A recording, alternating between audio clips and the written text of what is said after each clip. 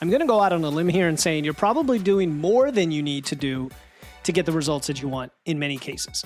It's surprising, I know, because in some cases, maybe you're not training, maybe you are not getting enough steps, maybe you're not getting enough sleep. And we talk about those a lot, but today we're going to focus on where you might be out of balance. You might be doing too much in some areas for the results that you're getting.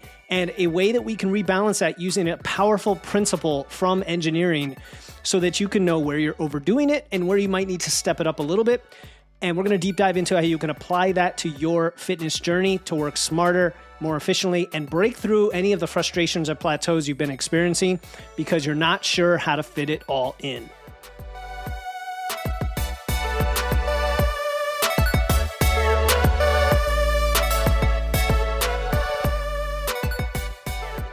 Welcome to Wits and Weights, the show that blends evidence and engineering to help you build smart, efficient systems to achieve your dream physique. I'm your host, Philip Pape, and today we're kicking off our new Wednesday episodes where we apply principles from engineering to health and fitness, something that I don't think you're going to find out there very often at all. We talk about evidence-based fitness and science quite a bit. We also talk about applying psychology to health and fitness, but there's not really anybody taking the principles from one of the most important fields on the planet, engineering, which I have a very long, rigorous background in, and applying that to fitness. And so you're going to get a new angle on Wednesdays going forward. And there will only be 3 episodes a week now. 3 higher quality episodes that I'm spending more time making sure to get you what you want and need to really take your results to the next level, rather than just quickly pumping out a bunch of episodes and overwhelming you.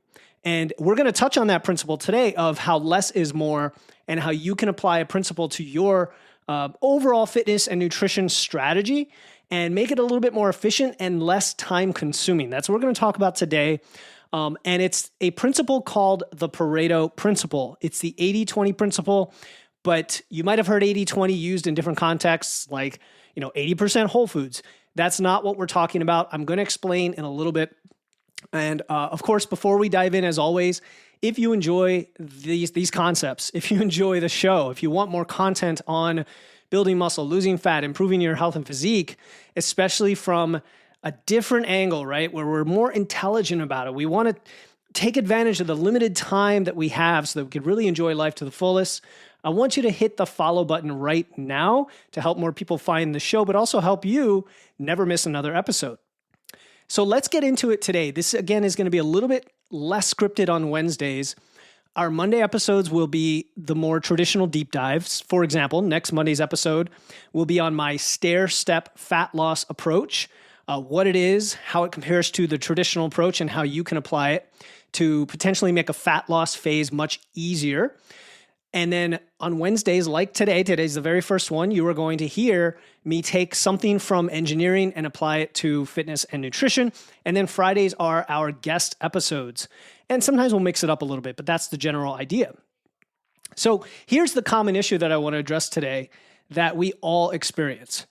We always fall into the trap of thinking that more is better, right? More sets, more exercises, more supplements, even more protein, whatever it is, that more. And at some point, we hit diminishing returns with some of those things, right? We only have so much time in the day. We only have so many resources. We only have so much money. We only have so much mental energy. And there's only so much of that energy you can put into any one thing. And I'm guilty of this, but there are certain things I like more than others. So I will spend more time on them, even if it doesn't produce much for the effort, right? And as an engineer by background, I see this as a classic case of inefficient resource allocation, right? In engineering, we're always looking for ways to optimize systems to get the most output for the least input. And if you can apply that principle to your life, it's going to make things a whole lot less stressful and a lot easier. And I'm going to break it down and make it simple. Even though I'm talking about engineering, I am not expecting you to, deal with jargon or lingo or any of that stuff. But I do like to take frameworks that have already been rigorously built and tested over decades in an industry where people had to design products that keep people safe, like airplanes and cars, for example. And they've figured out ways to optimize resources. And we could do that with our bodies. Our bodies are these beautiful machines that can be very efficient, and our time is very limited. So when we combine the two, we can get something very powerful. Okay, this is where the Pareto principle or the 80-20 rule comes in handy. And the Pareto principle suggests that roughly 80% of the effect, the output, the result comes from 20% of the causes or the effort, right? So in fitness terms, 80% of your results can come from 20% of your efforts. Now, this is just a rough guide, right? We don't have to actually be precise with the numbers, but the idea is this. Think about this.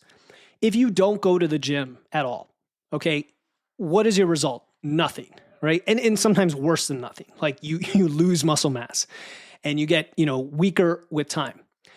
But if you went into the gym even one day a week, you're going to move that needle up significantly from nothing to a meaningful something, right? Now, it may not be enough of a something to really push the growth like you want it.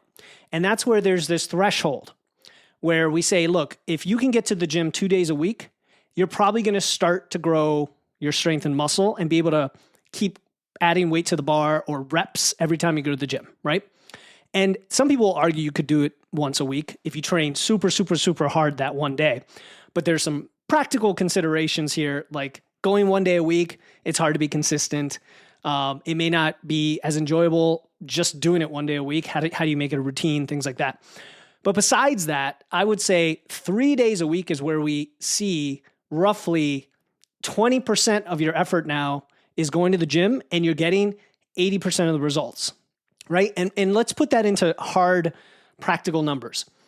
If you go to the gym 3 days a week and you do 3 or 4 exercises of, say, 3 sets, you're probably doing about 10 sets per muscle group per week, probably around 7 to 10. And we've got to talk now about optimal versus good enough. When we talk about optimal in the industry, we talk about maximum output. For you, the maximum output in terms of your muscle growth and your strength would be getting as much as 20 hard sets per muscle group per week. You'd have to be in the gym probably 5 or 6 days a week for 90 minutes. Do you want to do that? Can you do that? Does that make sense in your life? That's what I'm talking about. However, if you have as little as 5 hard sets a week and you go in 3 days for maybe 45 minutes, maybe not even that long, the research shows us that you can get significant hypertrophy, significant muscle growth doing that. And so when you think of the whole spectrum, when we think about resource allocation, if you're going to the gym 5 days a week and you're able to cut 2 of those days out and your results drop only by like 5%, they've gone from say 85 to 80%, but now you've saved 2 out of 5 days of your week. That's 40% of your week in the gym. Imagine now what you can do with that freed up time. You can get an extra hours of sleep, right? You can get some other productivity, some things done for work. You can spend some time with your family. You could just relax, right? Recover, go for a walk. And the reason this is on my mind right now is the exact thing I told you about this podcast. We are switching from 5 episodes a week down to 3. So very much like you can go from 5 days a week in the gym down to 3 days a week in the gym, my supposition, my assumption, my prediction is that I'll be able to bring you more quality content in fewer days per week. You will be able to consume that content without feeling like you're falling behind or having to skip or delete episodes. And you will then get more out of it, and your life will be changed for the better because of me going from 5 down to 3. I've had countless clients who were in a similar situation. They were doing too much. They loved to go to the gym, and so they would work out almost every day. Maybe it was 6 days, maybe it was 7 days. Now, it wasn't always strength training. Sometimes it was a group class or a Peloton, spinning. Maybe they played tennis. And when we stepped it back and said, okay, let's first prioritize what's important, and then identify the amount of effort you actually need to put in, that minimum amount of effort to get all the results you really need, and then save the rest for other stuff. So we're kind of applying 2 principles today. We're applying the Pareto rule, the 80-20, where 20% of your effort gets 80% of the results, but we're also coupling that with the law of diminishing returns. Like when you do more than that 20%, now you're only eking out a little bit more percentage, right? They go hand in hand. So if you put in 25 or 30% of the effort, now you might get 90% of the results. Now you put in 40, 50, 60% of the effort, now you get 95%. And then you have to put in, 100% of the effort to get the 100%. That's what we mean. Same thing goes for cardio. We shouldn't be doing cardio to burn calories. We should be doing cardio for cardiovascular health, for our overall longevity, biomarkers, things like that. And for most people, there's a certain minimum that's going to get them a huge step change from not healthy at all, very sedentary, sitting around all day, high mortality rate, high disease rate, up to you're just fine. And that is not 5 hours a week of cardio. That might be an hour or two. Right now, if you look at some of the recommendations, you might hear things like 120 or 150 minutes a week, which again is only 2.5 hours. And frankly, if you're lifting heavy 2 or 3 days a week, there's a lot of that quote unquote cardio built into that. If you're walking a lot, you're also getting cardio. So you see where I'm going is we're trying to balance all these things, or more accurately integrate them into your life. And you can't go all out on everything. You can go all out on perhaps one thing if you are super passionate about it. Like we talked to Ben Lewis on the podcast, and he gets in 60 miles of running a week, plus he lifts weights. But he is super passionate about endurance training and competition, and he loves it. Just like I'm super passionate about nutrition science, but I don't expect all of you listening to this podcast to just be spending hours and hours and hours learning about it. Hopefully, you just have to listen to a few podcasts, including this one. And I'm hoping that it's number one on your Spotify playlist, or that you gave it a 5-star review on Apple. But either way, you might be just doing too much and need to scale it down. So whether that's cardio or training or exercise variety or your meal planning strategy, are you overdoing it somewhere? And I'm going to tell you how to apply this principle to your life so that it's not just theory. All right, so how do we apply the 20% of your effort to get 80% of the result and not going past that and getting diminishing returns and just wasting time? I suggest you make a list, get out a piece of paper or do this in your, like a Google Doc or whatever. Make a list of the 5 things that are most important to you for your health and fitness. Really, the sky's the limit, but I'm going to give you some ideas, all right, that are probably going to be on the list. Strength training, tracking your nutrition or your macros, right? Eating enough protein could be its own category. Eating enough fiber, getting enough steps, enough walking in, getting enough sleep or high quality sleep or both, managing your stress. You can definitely, there may be other specific things on the list for you. For you, it might be emotional eating specifically. Write down 5 things that are the most important for you right now. And then I want you to, next to that, write down how much effort you're putting into it every week. Imagine that 0 is 0 and 100% is you're obsessed about it. You can't stop thinking about it. It's all you spend time on, right? Most of you are not going to be you might be at 0. I don't know, but you're probably not going to be at 100%. But you might be at, let's say, 50% or 75% if, let's say, you strength train 5 days a week or you go to the gym 6 days a week. I would put that at like 75% effort, right? It's most of the week. And then look at the one that has the highest number and circle it. That is the thing where you could potentially reduce the amount that you're doing down to the 20% mark, still get amazing results, and now you've freed up that resource, which is probably time, for something else. So again, it's very simple. Let's recap. Number 1, identify the areas that are important to you. Number 2, identify the area where you're doing too much. And then number 3, reallocate the time and energy from that to another area, right? The goal is not to do more of everything. It's to do the right amount of the things that matter most. And if you could rebalance your efforts, because we talk about balance, but balance doesn't mean doing everything all out in equal parts.